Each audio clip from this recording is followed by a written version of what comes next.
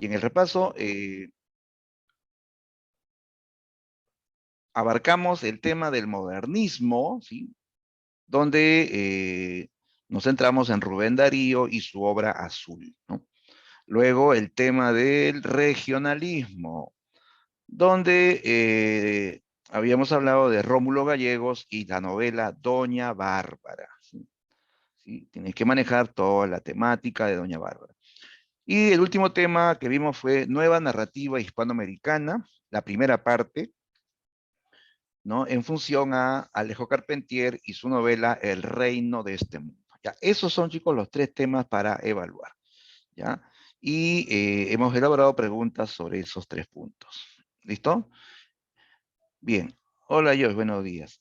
Ya, pero antes de empezar la práctica, quería compartirles, chicos, un video muy práctico que yo he encontrado sobre el modernismo, que es un tema importante en este capítulo, ¿ya? Eh, que resume en 5 minutos todo lo que es el modernismo, ¿ya? Como es bien práctico, por eso te lo quiero compartir, para que recuerdes también, de paso, recuerdes y podamos empezar ya la práctica, ¿ya? Entonces, voy a compartir el video primero y pasamos luego a la práctica.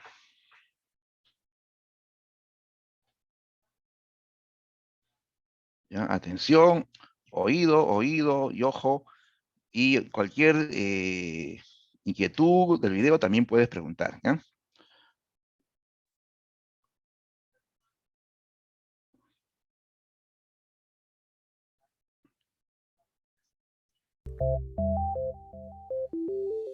A fines del siglo XIX se consolidan los procesos independentistas americanos. Se desarrollan entonces importantes cambios. Las sociedades tradicionales son impactadas por procesos de modernización debido a la llegada de capitales. Se ponían así las bases de la industrialización y de una estructura capitalista. El imperio político español será sustituido por el económico de los Estados Unidos. En Europa se produce un movimiento estético, sobre todo visual y decorativo, que plantea una vuelta a las formas naturales de líneas ondulantes y sutiles, el Art Nouveau. Hispanoamérica se abre al mundo y deja paso al cosmopolitismo, cuyo punto de referencia era Europa. Se crea un arte nuevo, moderno, joven y libre que representara una ruptura con el realismo y el naturalismo.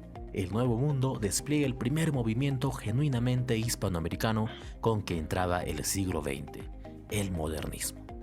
La denominación se debe a Rubén Darío, quien la utilizaba para llamar así a la moderna corriente artística que rompía con la literatura anterior. Lo nuevo se llamó modernismo, que era precisamente poner al día la cultura y modernizar también el pensamiento. El modernismo es una corriente literaria desarrollada en Hispanoamérica aproximadamente entre 1880 y 1920.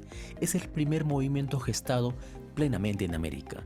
Como expresión de renovación literaria, muestra un gusto por el refinamiento de la forma y se manifiesta principalmente en la poesía. Se libera de la influencia hispana y toma su primera forma a la sombra de la poesía francesa. Es necesario aclarar que la utilización habitual del término inglés modernism no se refiere a este movimiento, sino a lo que llamamos vanguardia. Dicho esto, podemos destacar las siguientes características. Sincretismo, pues asimila y sintetiza el parnasianismo y simbolismo, movimientos poéticos franceses. Toman la perfección formal y esteticismo oculto a la belleza del parnasianismo. Gautier o Leconte de Lisle tenían un agudo sentido de la forma. La sacralización del arte era la manifestación más visible de liberación de todo condicionamiento moral, social o religioso. Gautier incluso escribió: nada es realmente bello a menos que sea inútil, todo lo que es útil es feo. Toman la musicalidad del simbolismo de Verlet, Rimbaud o Mallarmé.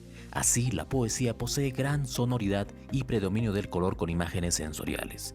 El uso de la sinestesia o mezcla de sensaciones viene también del simbolismo. Exotismo. El artista rechaza la realidad cotidiana. Se buscan temas de misterio, encanto y fantasía. También se evoca elementos orientales como chinerías o japonerías, o mitología griega o nórdica como palacios, cisnes o princesas. Cosmopolitismo, pues toma en cuenta la cultura norteamericana o europea y se deja atrás la fijación en España. Este rechazo a lo provinciano es el reconocimiento de que las grandes urbes criollas podían y debían ser focos de una nueva cultura altamente refinada. elitismo. Tienen un sentido aristocrático del arte, se empeñan en registrar no los hechos de la historia humana, sino su constante anhelo de algo superior, la adoración de lo frívolo y la cursilería extravagante. Se evita la vulgaridad, el lenguaje es culto y refinado. Renovación métrica. Se utilizan versos medievales que ya parecían olvidados, como el alejandrino, el dodecasílabo y el eneasílabo, con aportes de nuevas variantes al soneto. Se incorporan nuevos metros, estrofas y rimas. Se experimenta también con versos irregulares y amétricos y se asoma al verso librismo, heredado del simbolismo y de Walt Whitman.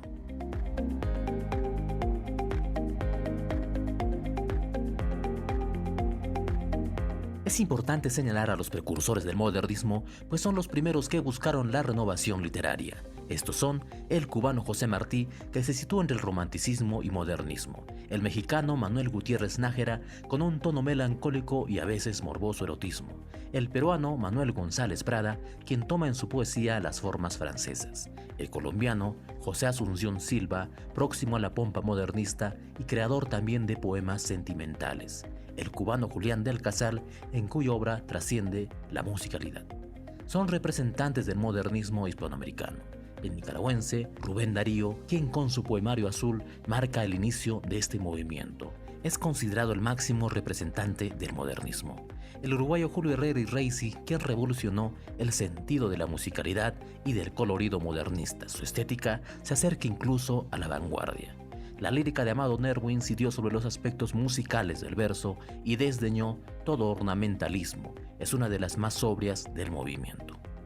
En Argentina tenemos a Leopoldo Lugones, quien juega con el idioma para expresar sus sentimientos con lirismo e ironía.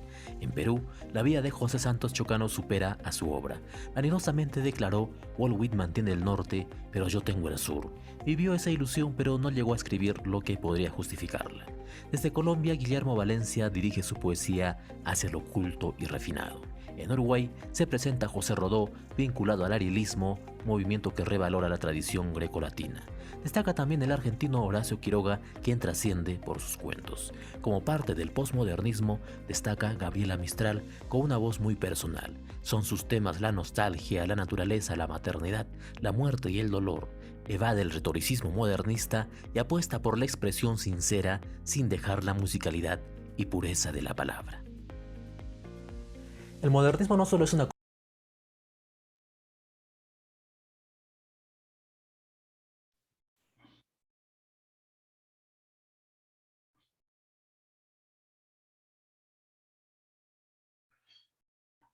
Ya, listo muchachos. Eso fue una síntesis así rapidísima en 5 minutos del tema del modernismo, ¿sí? Que es tema de evaluación, ya, tema que se va a, a evaluar la próxima semana, ¿ya?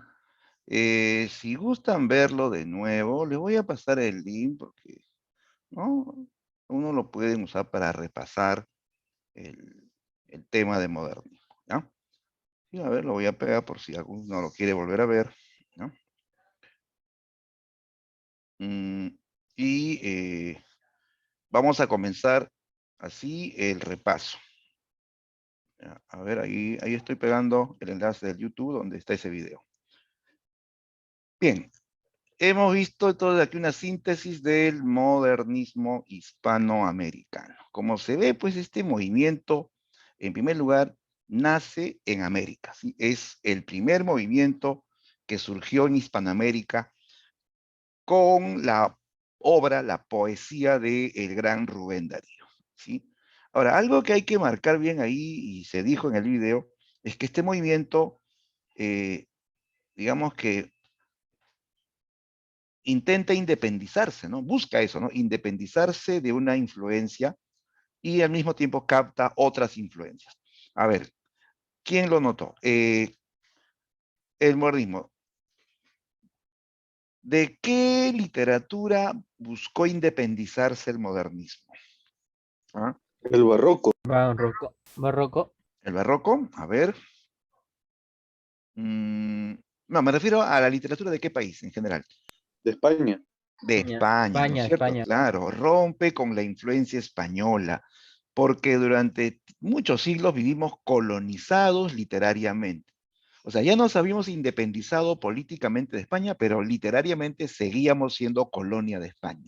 O sea, seguimos copiando, seguimos dependiendo, ¿no? De la literatura española. Entonces, el modernismo rompe con la literatura española y más bien va a tomar influencias de la literatura de otro país. ¿Qué literatura influyó más en el modernismo? ¿De qué país? Francia.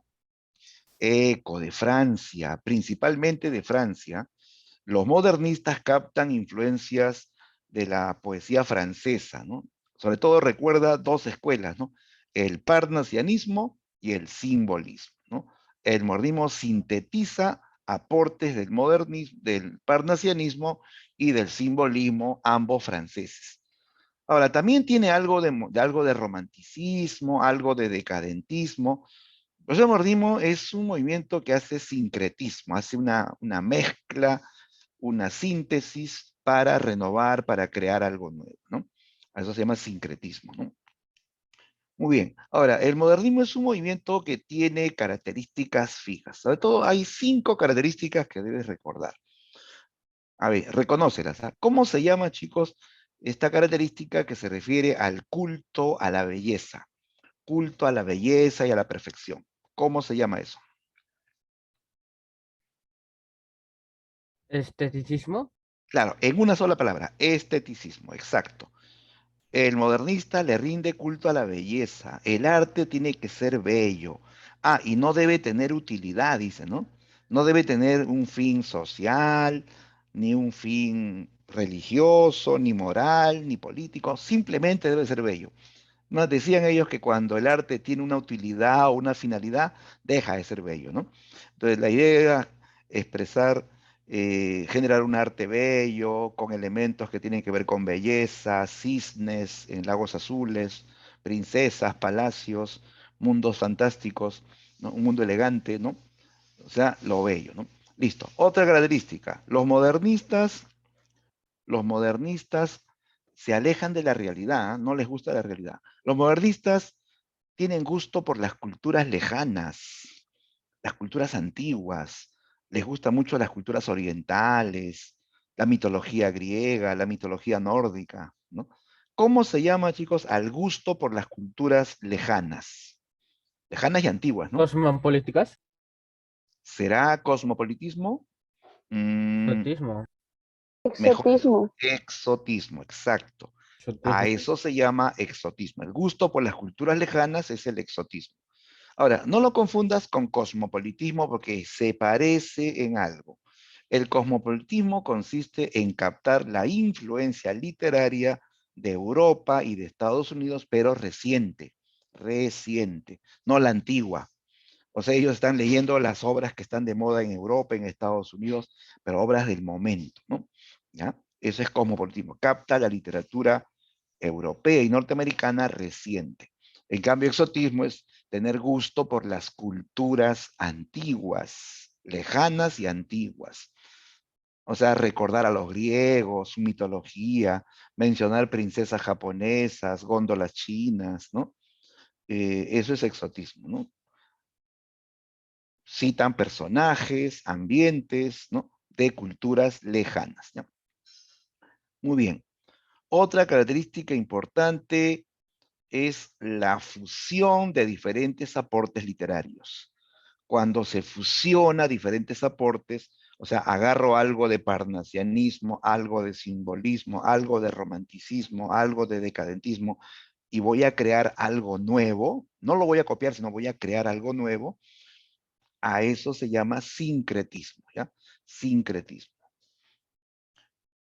Bien, y hay algunos más, pues, ¿no? El hispanoamericanismo, no te olvides, los modernistas son hispanoamericanistas, o sea, en sus obras ellos transmiten la idea de que ellos, estos poetas, representan a todo un continente, a Hispanoamérica, ¿no? O sea, no a un país, sino a todo un continente, ¿no?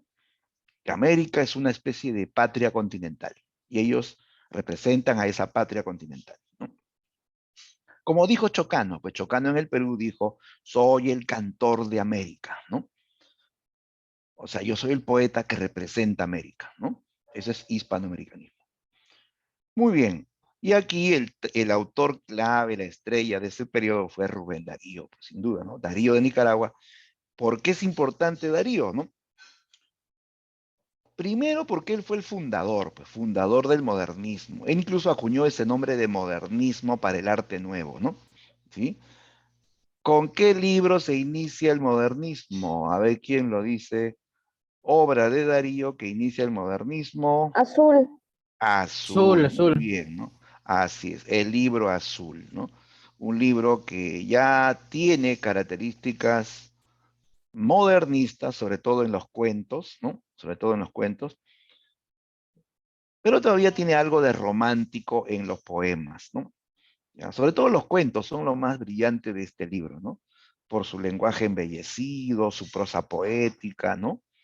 Y también por su temática. Acuérdense que en Azul hay un tema constante que tiene que ver con el artista.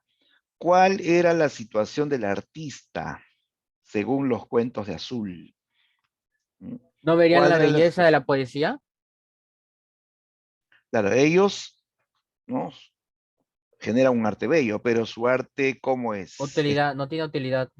Claro, no tiene utilidad para la sociedad moderna y por lo tanto la sociedad no lo comprende, ¿sí o no? La sociedad lo margina, ¿sí o no? Esa es la situación, ¿no?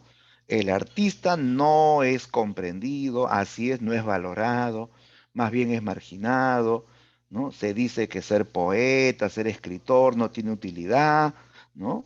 Entonces, esa va a ser la situación que afrontan los artistas, los escritores de esta época, la incomprensión de una sociedad utilitaria, una sociedad puramente materialista, ¿no? Bien, vamos ahora sí, chicos, a comenzar con la práctica, ¿ya? Comencemos, ¿ya? Y aquí sí, por favor, queremos la participación, ¿ya? Indiquen sus claves, cualquier consulta también escriban en el chat o en el micro para poder eh, hacer las aclaraciones, ¿ya? Ya, a ver, comenzamos. Esta pregunta es para verificar verdadero o falso, dice, ¿no? Indique verdad o falsedad sobre los siguientes enunciados. Veamos, veamos. ¿Ah? Se manifestó principalmente a través del teatro. ¿El modernismo se expresó más a través del teatro? Falso. Falso. Falso. ¿En qué género brilló más el modernismo, chicos? Ah, ¿en qué género Poesía, brilló más? lírico. Poesía, Claro, muy poesía, bien. poesía. Así es, poesía. Pensamos en Darío, en Chocano, ¿no? Es poético, ¿no? Ya, entonces la uno es falso. La 2. La 2 dice, eh, los mayores aportes se produjeron en la novela. El modernismo tuvo grandes aportes en novela. Mm, ya han dicho ustedes mismos que es poesía, ¿no? Lo que predomina es la Falso. poesía. Falso, ¿no? Se exaltó la dimensión estética de la realidad. Exalta la dimensión estética, o sea, lo bello. De toda la realidad, ellos escogen lo bello. Solo lo bello les atrae, ¿no? Está bien, ¿no? Está bien, ¿ah? Incluso, miren, ¿ah? Tanto así es su afán de estética que hasta lo feo lo vuelven bonito. Por ejemplo, Rubén Darío tiene un poema sobre un cocodrilo que no es tan bonito, pero lo adorna, lo describe de tal manera que se convierte en un símbolo de belleza. Entonces ellos todo lo que ven lo convierten en bello, ¿no?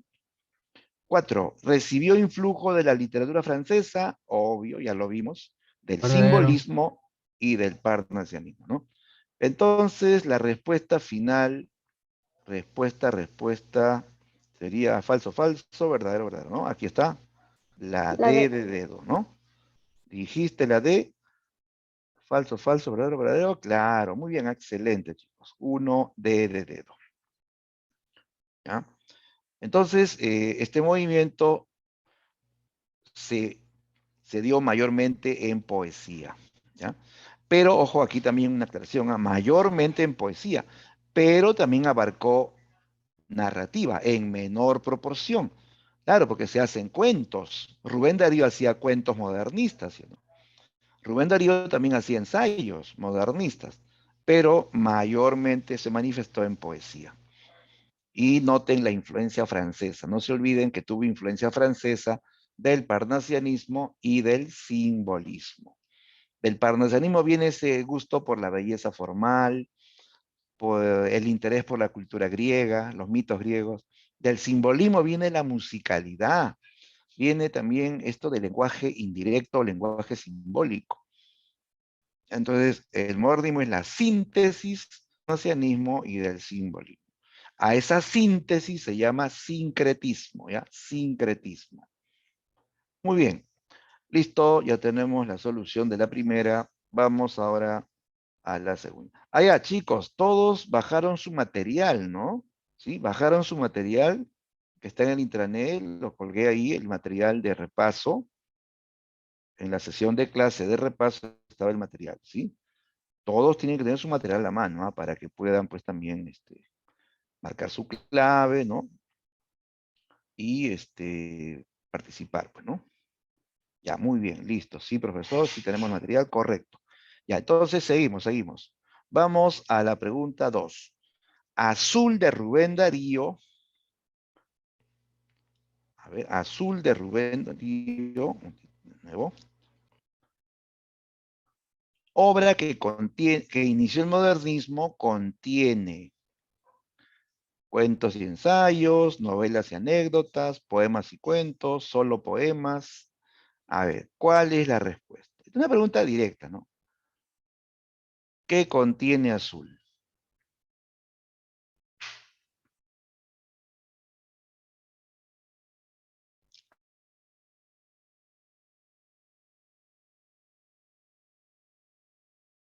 Tiene cuentos y tiene poemas. Cuentos y poemas, o poemas y cuentos. Los cuentos de Azul, que son más, son 17 cuentos, son mayormente fantásticos y exóticos. Algunos nos llevan a la antigua Grecia, por ejemplo, el sátiro sordo, ¿no? Es un cuento que los cuentos están escritos en prosa poética, ¿ya? Eso es algo que se tiene que resaltar. Los cuentos de Azul están escritos en prosa poética. O sea, son narraciones, pero con un lenguaje muy embellecido, como el lenguaje de la poesía. O sea que en la poesía se usan metáforas, epítetos, se busca la musicalidad de las palabras, ¿no? Eso, ¿ya? Eso se va a ver en, eh, en Azul. Prosa poética. También hay poemas, hay 8 poemas de carácter estético, ¿no? Embellecido, musical, ¿no? Con herencia romántica, ¿ya? Los poemas de Azul hablan de amor, hablan de la naturaleza, de los ideales, los de Azul, ¿ya? Los cuentos de Azul. Bien, entonces la respuesta era la C, poemas y cuentos. Muy bien, todos acertaron. Sigamos. La pregunta 3. Dice, en el siguiente fragmento del poema Divagación de Rubén Darío, ¿qué característica del modernismo encontramos? Característica, veamos el texto. Dice, como rosa de oriente me fascinas, me deleitan la seda, el oro y el raso. Gautier adoraba a las princesas chinas. A ver, rosa de oriente, princesas chinas. Exotismo. ¿Cómo se llama? Exotismo. Claro, ¿no? Exotismo. Eso es, a eso se llama exotismo. Muy bien, el exotismo. Cuando veas en un poema que te mencionan personajes del mundo oriental, del mundo chino, mundo japonés, mundo griego, mundo nórdico, eso es exotismo, ¿no? O sea, es como escaparse de la realidad cotidiana que es muy común, muy simple, y en la literatura trasladarse a culturas lejanas, ¿no? Buscan la belleza en culturas lejanas, sobre todo la helénica, o sea, la griega, y las orientales, ¿no? Bien, entonces constantemente los modernistas te hablan de eso, pues, de princesas chinas, de palacios hindúes, de centauros, de ninfas, de sátiros, ¿no? ¿correcto? A eso se refiere. Muy bien, entonces, en esta pregunta, ya marcamos, ¿no? La clave es la B, exotismo. ¿Listo? Exotismo. Y ahora sí, vamos a la pregunta 4. Ya, aquí nos dan un fragmento, un fragmento. Ya, a ver. ¿Y qué nos piden? Aquí debajo está la premisa. Dice, después de leer el fragmento citado del Rey Burgués, cuento incluido en azul de Rubén Darío, seleccione la alternativa que completa correctamente el siguiente enunciado. Dice, la actitud con la que el rey burgués recibe al poeta connota, refleja. Ya, a ver, ¿cuál es la actitud del rey según el texto? Veamos el texto. Dice, un día le llevaron una rara especie de hombre ante su trono, donde se hallaba rodeado de cortesanos, de retóricos y de maestros de equitación y de baile. ¿Qué es eso? Preguntó. Señor, es un poeta. El rey tenía cisnes en el estanque, canarios, gorriones, censotes en la pajarera. Un poeta era algo nuevo y extraño. Dejadle aquí, dice el rey, ¿no? ¿Cuál es la actitud del rey ante la aparición de un poeta en su palacio? Miren lo que dicen, ¿ah? Le llevaron una rara especie de hombre ante su trono. El rey pregunta, ¿qué es eso? Dice, ¿no? Dice, señor, es un poeta. ¿Poeta? ¿Qué es eso? Dice, ¿no? Yo tengo filósofos, tengo retóricos, tengo gramáticos, maestros de equitación y de baile, gente que me sirve, que es útil. ¿Para qué sirven los poetas? Dice, ¿no? ¿No? A ver, déjenlo aquí, hijo. Y entonces le va a preguntar, ¿no? Ese cuento lo hemos escuchado. ¿Qué hacen los poetas? Y él dice, poesía. ¿Poesía? ¿Para qué sirve eso? Decía, ¿no? Ya. Entonces, ¿cuál es la actitud del rey ante el poeta? A ver, ¿qué marcan, chicos? ¿Qué marcan?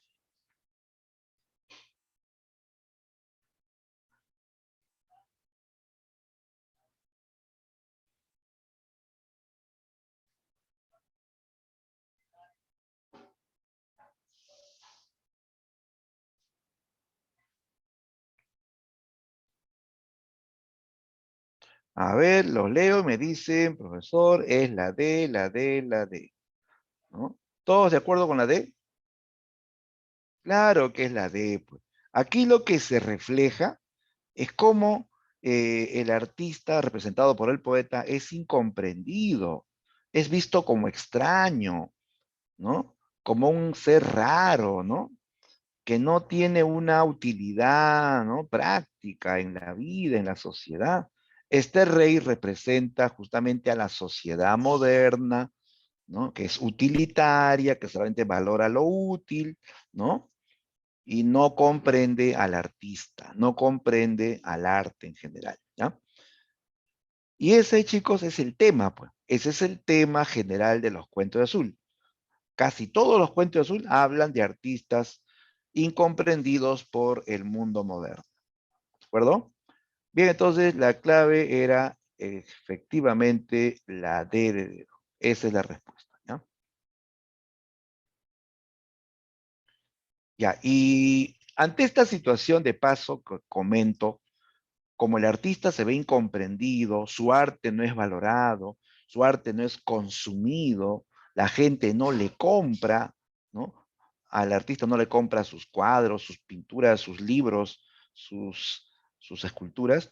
Entonces el artista va a tener que hacer otros oficios, ¿sí o no? Era lo que pasó. En esa época los artistas, los escritores sobre todo, se dedicaron al periodismo, se dedicaron a la enseñanza, ¿no? Enseñaban en colegios, en universidades, o también lograban algún cargo diplomático para representar a su país en el plano cultural, representaban a su país en otros países.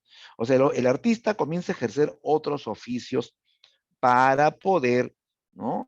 Tener un espacio digno, para poder comer también, pues, ¿no? En la sociedad moderna, ¿no? ¿No? Bien, esa era la situación del artista, ¿no? Muy bien. Ahora sí, vamos a la pregunta 5. 5. Dice, su afán de verosimilitud, la presencia de temas centrados en la lucha del hombre con la naturaleza o los conflictos en el ámbito rural son características de la narrativa, y ahí están las alternativas. Dice, verosimilitud es realismo, es realismo. Habla de la lucha del hombre contra la naturaleza, habla de los conflictos en el mundo rural, en el mundo campesino, provinciano. ¿Cómo se llama esa literatura, chicos?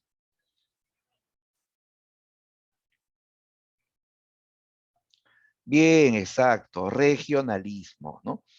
Esta es la narrativa regionalista.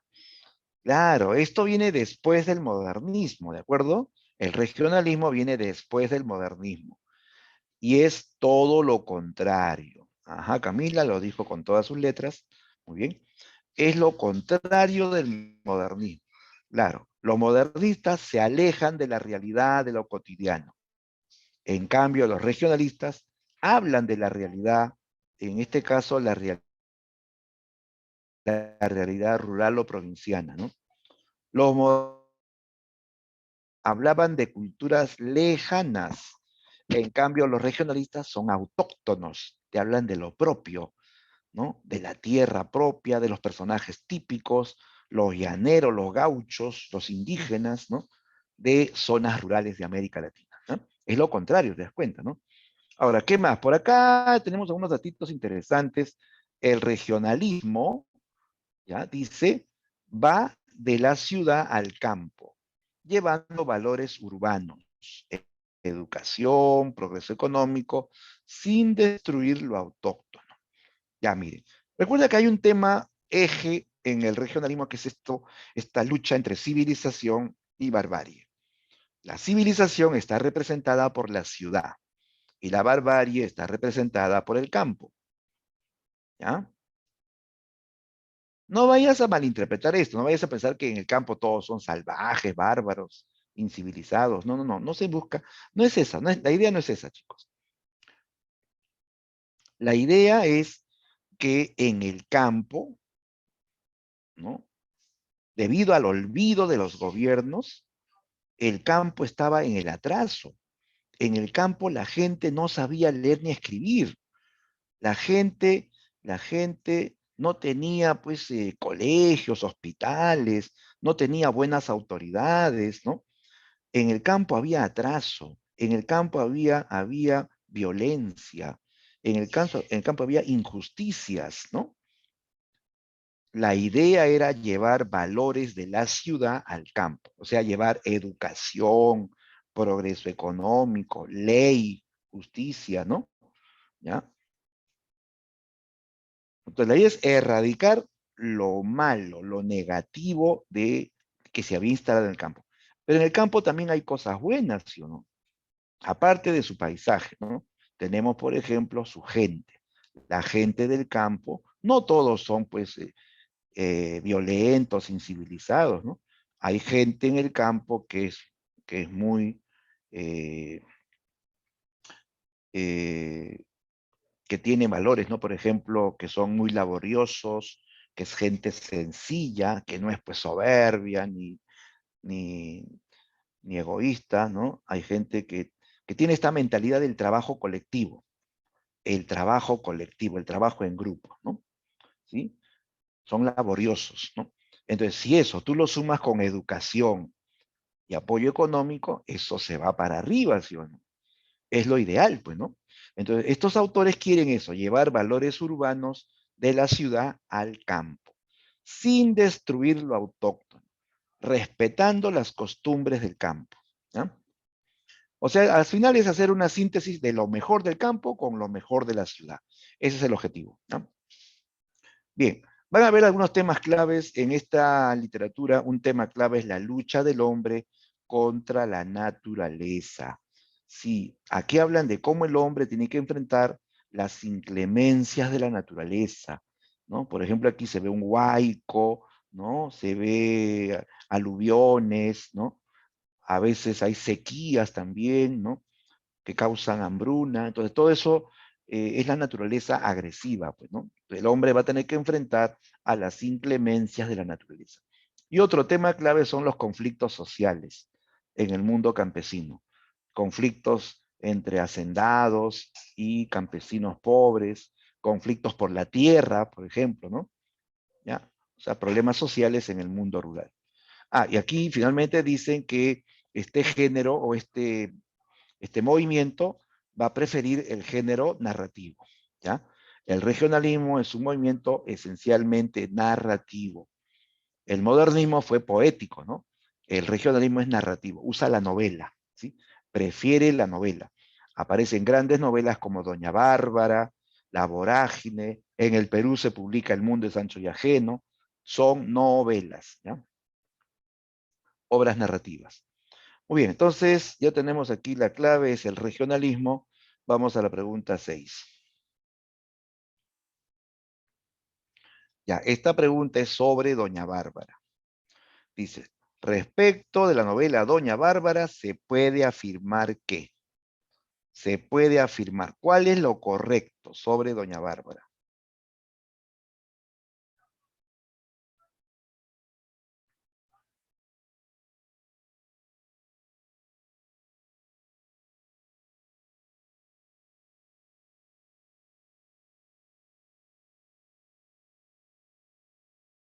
Ya, a ver, lee sin apuro y marca tu clave, ¿ya? Indicas tu clave, ¿ya?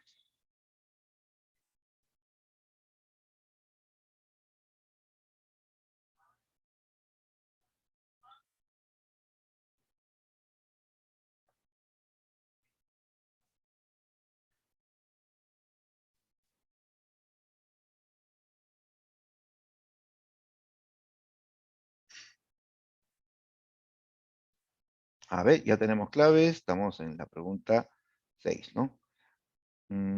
A ver, me dicen, veo una clave A, veo clave D. A ver, ¿qué dicen? ¿Qué dicen los demás? ¿Qué dicen los demás?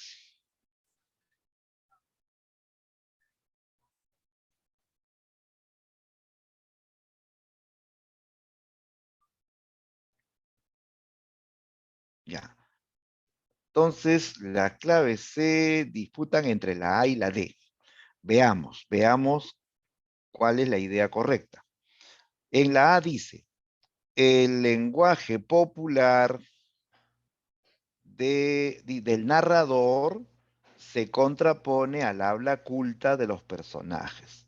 A ver, dice que el narrador habla popular, o sea, habla simple, y el personaje habla culto. Chicos, ¿quiénes son los personajes de las novelas regionalistas? ¿No son acaso los indígenas, los llaneros, los gauchos del campo? Los personajes del campo hablan culto, así bien refinado, bien elegante. No, pues no, no, no. El hombre del campo habla con un lenguaje muy sencillo, con sus palabras propias, incluso con su modo de hablar, pues, imperfecto muchas veces, ¿no? Claro. Por ejemplo, cuando tú vienes a escuchar a una persona que viene de la sierra a Lima, ¿habla culto? ¿Habla así bien perfecto? No, pues tiene su modo peculiar de hablar, ¿sí o no? Que no es culto, es un lenguaje castellano, pero popular, ¿no? Eh, en cambio, el narrador, él sí habla culto. Estamos hablando del narrador, pues el narrador tiene un hablar superior al promedio de la población. En cambio, el personaje, que es campesino, habla popular. Por ejemplo, ha llegado el buen pescado, dice, ¿no? Eso no es un castellano culto. O el hombre andino dice, eh, ahora sí vamos a sembrar el maicito, ¿no? Ahora sí, dice, en vez de decir ahora sí, dice ahora, ¿no? Ese es el castellano popular, pero no es un castellano culto, ¿no? Lógico, porque como el hombre del campo no tiene mucha instrucción, ¿no? En estas novelas son personajes que no tienen instrucción, su lenguaje es bien simple, incluso imperfecto. El narrador sí habla culto, ¿ya? Entonces, aquí está al revés, ¿ah? Está al revés, chicos. El narrador más bien habla culto y los personajes hablan popular, así debe ser. Esa sería la idea lógica, ¿no? Bien. Dijeron la D, ¿no? La D también. A ver, la estructura alegórica se construye desde el nombre de los protagonistas. Esto sí es cierto, chicos. La novela Doña Bárbara es alegórica.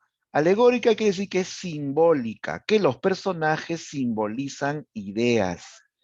Y nota que los nombres de los protagonistas tienen que ver con su simbología. Bárbara. No se llama Bárbara por casualidad. Intencionalmente se llama Bárbara. ¿Por qué? ¿Qué simboliza Bárbara? La barbarie, ¿no? La barbarie, ¿no? O sea, el atraso, la violencia, la injusticia, ¿no? Santos Luzardo. Santos Luzardo, él simboliza la santa luz de la civilización, ¿no? Bárbara es la barbarie, Santo Luzardo es la santa luz de la civilización, ¿sí? Otro personaje, ¿se acuerdan de Mr. Danger? Mr. Peligro. ¿Por qué se llama Mr. Danger? Porque este gringo simbolizaba el peligro del imperialismo norteamericano, ¿no? La amenaza del peligro del imperialismo norteamericano para los países de América Latina, ¿no? Entonces, eso es alegórico y se nota con los nombres de los personajes, ¿ya? Entonces, la clave correcta era la D de dedo, ¿ya? La novela Doña Bárbara tiene estructura alegórica. Sus personajes son símbolos, ¿ya? Muy bien. De acuerdo, muchachos, no se olvide de eso, ¿ah? Es alegórica, o sea, simbólica. Muy bien. Ya, sigamos. Vamos ahora a la pregunta 7. Ya, cualquier consulta, ya saben, escríbanos en el chat, ¿ya? Bien, Camila, aquí nos da un dato más. Marisela simbolizaba la barbarie rescatada por la educación. Exacto, ¿no? Eso es correcto. Es otro ejemplo de alegoría o simbología. Bien, vamos a la 7. Pregunta 7. Referente a las características del regionalismo, marcar la afirmación correcta. Sobre las características del regionalismo, ¿cuál es correcta? Ya, a ver, lee, sí, con calma, sin apuros, e indica tu clave, ¿no?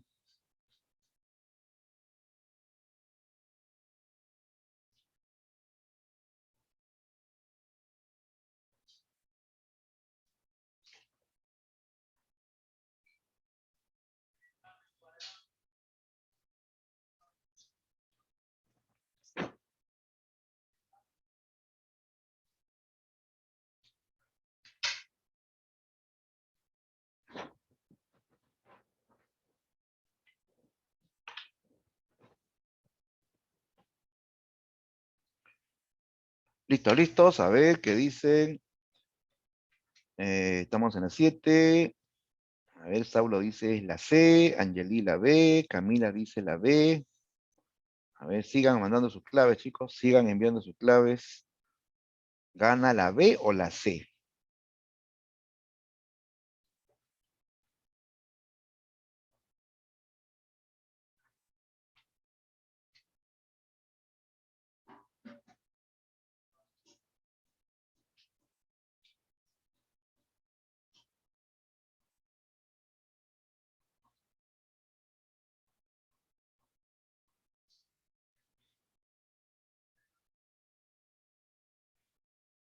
Ya, a ver, vamos a aclarar la idea. Ya, primero que el regionalismo rompe con el modernismo, rompe con la temática, con su estilo incluso, ¿no? Su manejo del lenguaje, ¿no? Es contrario al modernismo. Ahora, la B dice, es un movimiento que se presenta como variante del realismo. Variante del realismo. ¿Es cierto o no? ¿El regionalismo es una variante del realismo? Claro, se define como variante del realismo inclinado a lo autóctono, a lo propio, ¿sí? Las novelas regionalistas son realistas. Y principalmente hablan del mundo rural, el mundo provinciano de América Latina. ¿Está bien, ah? Profe, ¿por qué no puede ser la C? Mira lo que dice. Surge desde las clases oligárquicas para representar sus tradiciones. Cuando dice clases oligárquicas, las oligarquías son grupos que tienen poder económico, los más ricos de un país. El regionalismo no surge en la oligarquía. El regionalismo nace en las clases medias y populares. Todos los autores de regionalismo son autores de clases medias o clases populares. Acuérdate de Rómulo Gallegos. Él venía de una familia muy modesta, muy humilde. ¿Ya? Él fue un regionalista. Él viajó por Venezuela, él conocía la realidad campesina de su país. Él trabajó muchos años como profesor de escuelas rurales, entonces pudo conocer pues la realidad y el atraso educativo de su país, ¿no? Y él llegó a ser presidente de Venezuela. Comenzó a hacer reformas, pero como tú sabes, lo sacaron, no le dejaron gobernar, le dieron golpe de Estado, ¿no? Y se acabó pues el proyecto civilizador, ¿no? El proyecto educativo de Rómulo Gallegos, ¿no? Bien, entonces, el regionalismo nace desde los sectores de clase media y clase popular, no de la oligarquía, ¿ya? La oligarquía, repito, son los más ricos de un país, los más poderosos de un país, ¿no? Y entonces la clave ahí era solamente la B de Besó. El regionalismo es una variante del realismo, ¿ya? Del realismo. Listo. Bien, sigamos. Vamos a la pregunta 8. En la novela Doña Bárbara, ¿quién representa la barbarie primitiva regenerada por la educación? Esta pregunta es conocida. Al toque, chicos. ¿Cuál es la respuesta? ¿Barbarie regenerada por la educación? Claro, ahí nadie falla, ¿sí o no? Todos sabemos que la barbarie regenerada o rescatada por la educación lo representa Marisela. Marisela, la hija de Bárbara, ¿correcto?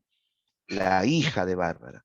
Bárbara es la barbarie, la villana, pues la arbitraria, la desalmada, que hasta su propia hija la botó cuando era una niña, la dejó en el abandono y ella crecía pues como una salvaje, ¿no? Sin educación, sin zapatos, llena de mugre, ¿no? Comiendo desperdicios. Así crecía Marisela. ¿Quién la salvó? ¿Quién la rescató? ¿Ah? ¿Quién rescató a Marisela, chicos?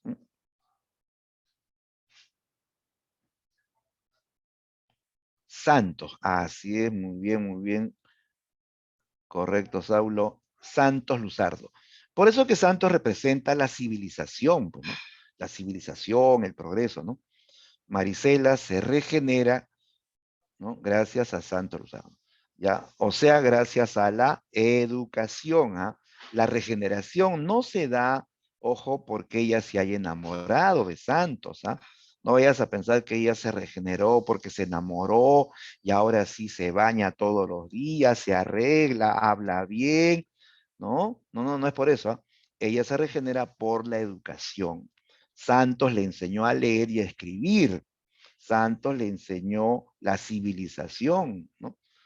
Ella es la barbarie rescatada por la civilización. ¿Listo? Muy bien. 9.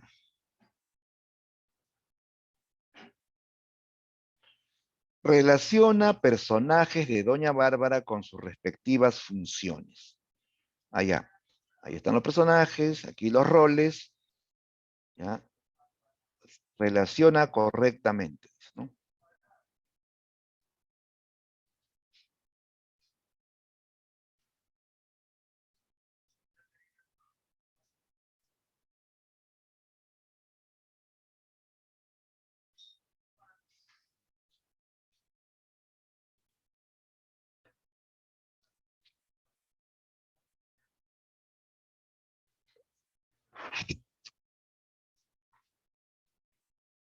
Ya, a ver, ya tenemos respuestas al toque, ¿no? A ver, dice Saulo la C, Francis la C, Angeli también dice la C. ¿no?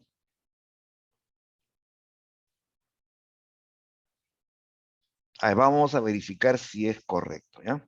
Parece que sí. Santo Luzardo se relaciona con civilización y progreso.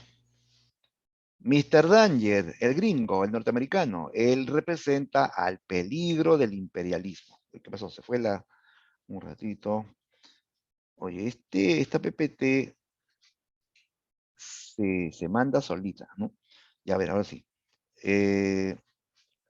Ya entonces decíamos que Mr. Danger representa el peligro del imperialismo. Doña Bárbara, ya, pues es la barbarie, ¿no? La violencia y la arbitrariedad en el mundo campesino. Iñó Pernalete, en esta obra él es un juez corrupto que beneficia a Doña Bárbara, ¿no? Está de lado, es aliado de Doña Bárbara, ¿no? Él representa la corrupción de autoridades en general, en diferentes países de América, ¿no?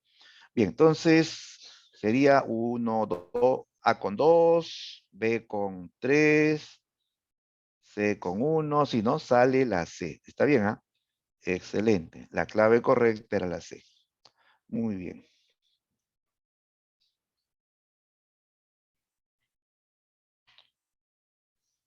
Ya, sigamos, chicos. Vamos a la pregunta 10.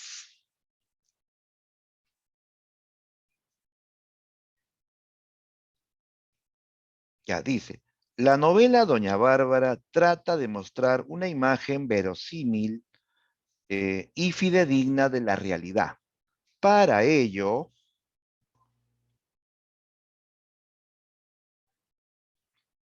dice, verosímil es creíble, ¿ah? Creíble. Fidedigna es que se ajusta a la realidad, ¿no? ¿No? Ya, ¿cómo se logra en esta novela de que la obra sea creíble, ¿no? Que se parezca a la realidad, ¿no?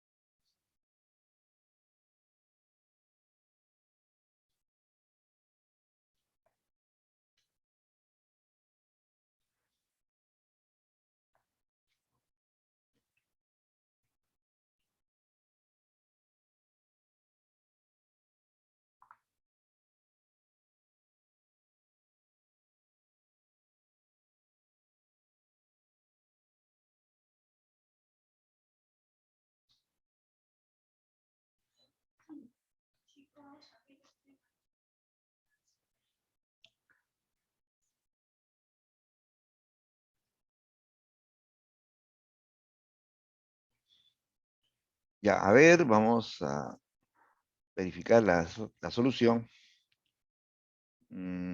Ya, por ahí me dicen la A, la D, la A. Oye, ¿y los demás dónde están? Creo que estoy con Camila, Saulo, Angeli, Francis. Los demás no me dicen nada. Manden su clave, pues chicos. Todos tienen una clave, ¿sí o no?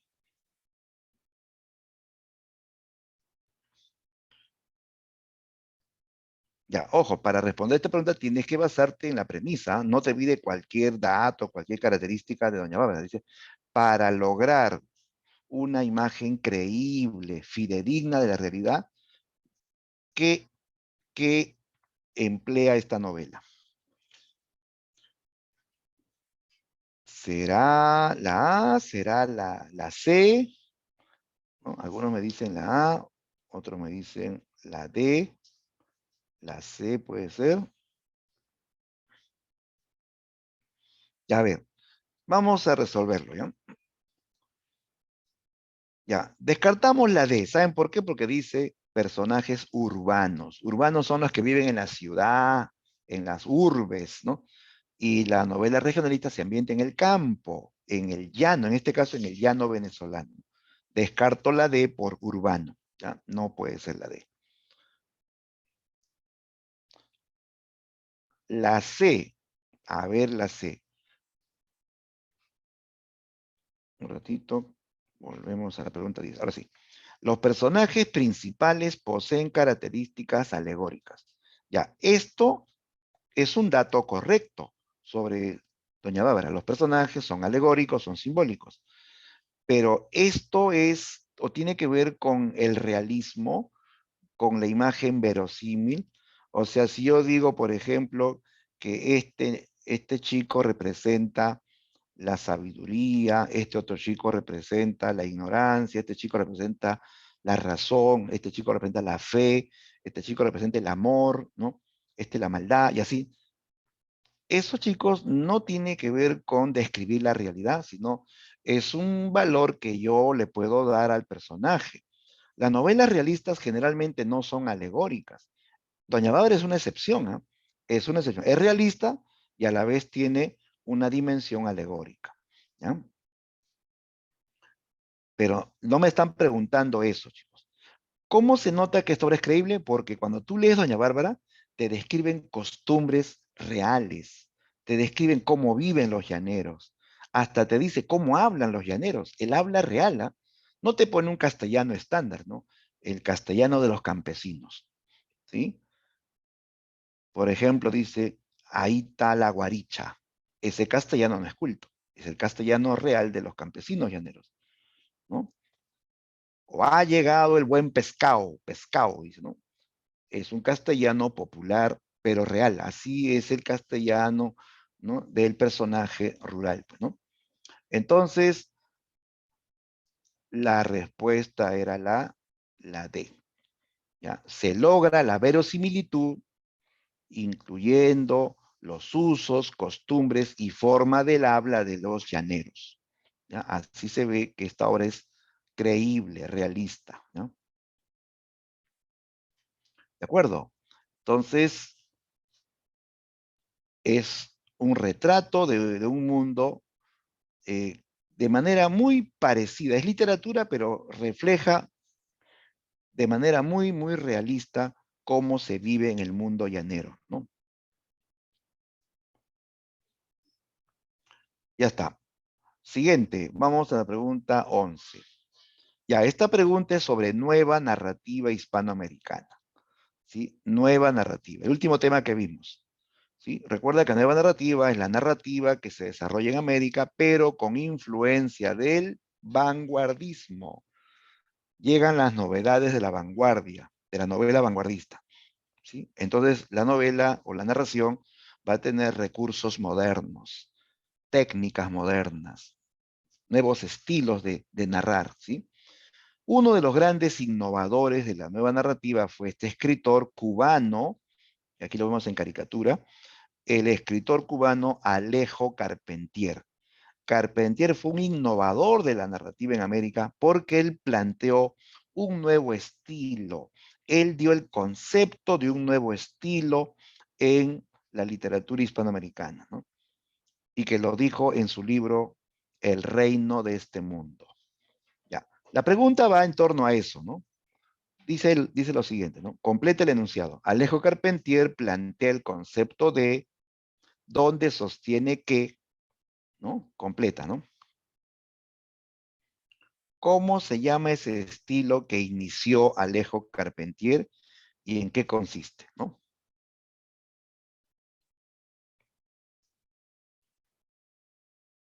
A ver, ¿qué marcamos? ¿Será el realismo mágico, narrativa fantástica, novela neofantástica, real maravilloso? ¿Cuál es el estilo que inició Alejo Carpentier?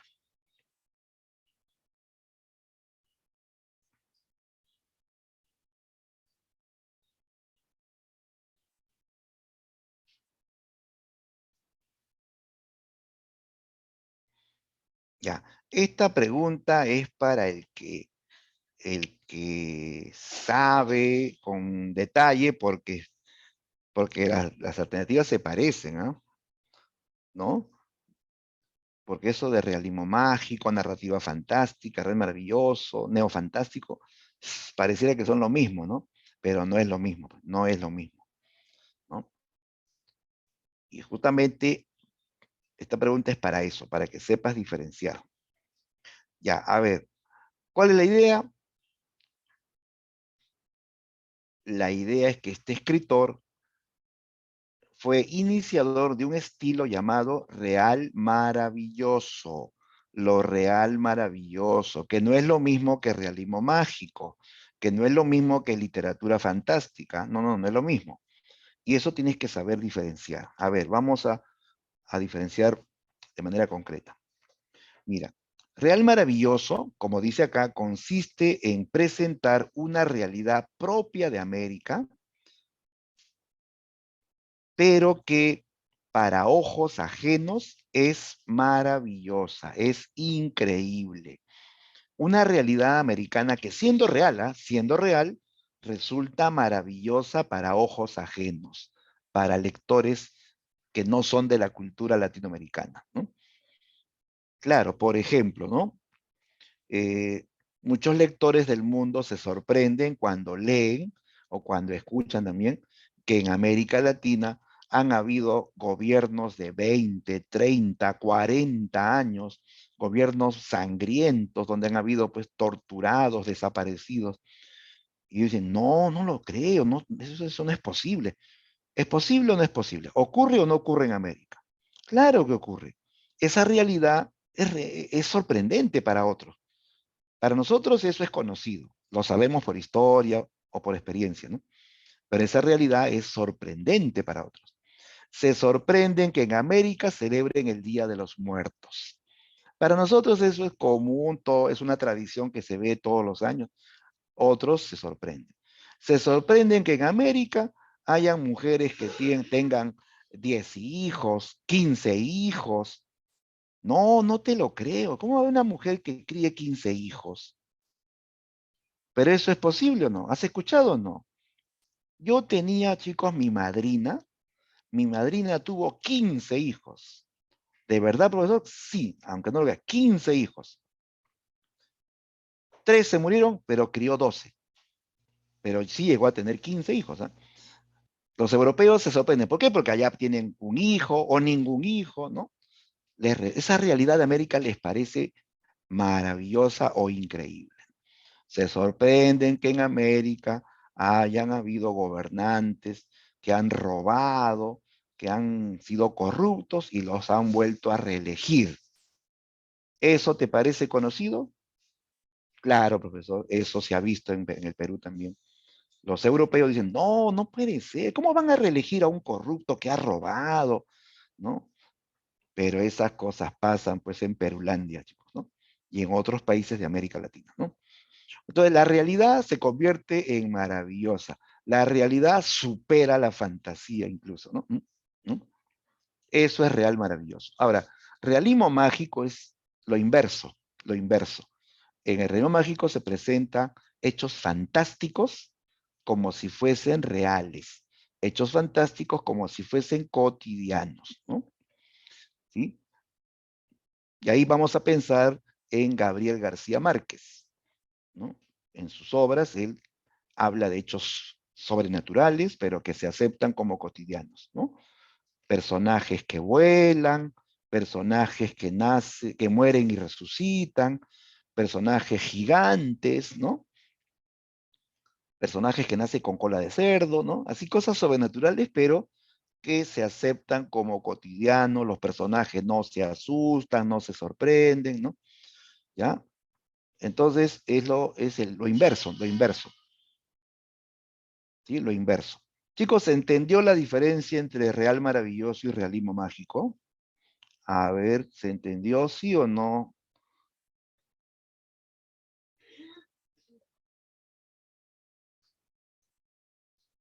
A ver, Saulo dice, sí, se entendió, Ángel también, sí, profesor, muy bien. Entonces, el realismo mágico usa la fantasía como si fuese real. En cambio, el real maravilloso usa la realidad como si fuese fantástica o increíble, ¿no? Ya, y narrativa fantástica, profesor. Narrativa fantástica consiste en romper la realidad con algo imposible, pero que sí asusta, sí sorprende, ¿no? ¿Ya? En una obra puede ocurrir algo sobrenatural, pero no se acepta como cotidiano, sino que sí sorprende, sí asusta. como en el cuento de Borges, pues, ¿no? Que a un judío escritor le disparan, lo fusilan, y las balas se detienen justo antes de atravesarle el cuerpo, antes de acribillarlo. Y el muchacho se queda pues boquiabierto, esto es imposible, las balas se han detenido en el aire, no me han matado, ¿no? Eso es literatura fantástica, ¿no? Lo sobrenatural sí va a ser motivo de asombro, hasta de miedo, ¿no? En cambio, el realismo mágico no asusta, no causa asombro, simplemente se acepta, ¿no? Muy bien. Listo, entonces para esta pregunta la clave correcta es la D de dedo, ¿ya? Letra D.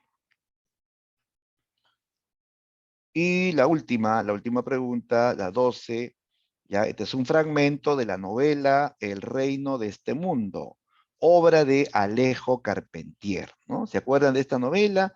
La historia de la rebelión negra, la rebelión de esclavos negros contra los franceses en Haití, ¿no? Pero narrado con una visión mítica, llena de escenas de magia, de hechicería, de vudú, ¿no? Propia pues de los afroamericanos que vinieron, ¿no? Como esclavos, ¿no? En la época colonial, ¿no? Bien, a ver, el fragmento dice: todos sabían que la iguana verde, la mariposa nocturna, el perro desconocido, el alcatraz inverosímil, no eran sino simples disfraces. Dotado del poder de transformarse en animal de pezuña, en ave, pez o insecto, Macandal visitaba continuamente las haciendas de la llanura para vigilar a sus fieles y saber si todavía confiaban en su regreso. De metamorfosis en metamorfosis, el manco estaba en todas partes, habiendo recobrado su integridad corpórea al vestir trajes de animales. Aquí hablan de Macandal, ¿no? ¿Se acuerdan del esclavo negro que dice que tiene poderes, que él es un sacerdote vudú, que él puede convertirse en cualquier animal, en mamífero, ave, pez, insecto, ¿no? Y convence a su pueblo de rebelarse contra los franceses, ¿no? ¿Sí? Y él se transforma y luego vuelve a la normalidad, ¿no? Ya. Esto, chicos, obviamente es mítico, esto de la metamorfosis, esto lo creen los seguidores del vudú. Y ojo, el vudú tiene actualmente tiene millones de seguidores en el África. Millones, ¿ah? De seguidores, ¿no? Bueno, entonces aquí se hablan de los mitos, de las creencias, de la hechicería, ¿no? Que provienen pues del vudú, ¿no? Ya, a ver entonces, ¿cuál es nuestra clave final? Así es, la clave es la D, correcto, Saulo, es la D. Claro, aquí se habla de magia, puede convertirse en animales, eso es mágico, eso es mítico, ¿no? Profe, ¿y por qué no es la A? Ah, mira lo que dice. Mundo mágico basado en las creencias de la cultura occidental. Cultura occidental es la cultura de los europeos principalmente, ¿no? ¿De dónde vienen estas creencias del vudú, de la magia negra? Eso viene de África. Son tradiciones míticas africanas. Claro, estos esclavos negros vienen del África. Ellos traen del África esas creencias, ¿correcto? Ya, entonces, no puede ser occidental, pues, ¿no? La respuesta es la D. Se ve el tema de la hechicería, lo mítico, provenientes de la magia vudú africana, ¿no? Listo. Bien, muchachos, muy bien, los felicito por su participación. No sé si hay alguna consulta, ya, para ya pasar al temático. ¿Alguna consulta? ¿Ya? Las preguntas de la próxima semana son sobre estos tres temas que hemos tratado, ¿ya? Ya repasen las preguntas, ¿ya? Y siempre, pues, revise también sus resúmenes, ¿no? Para que tengan los datos más precisos, ¿no? Bien, entonces vamos a pasar, chicos, ahora al temático, ¿ya? A ver, todos nos dirigimos al intranet, el temático de repaso, ¿ya? Temático de repaso.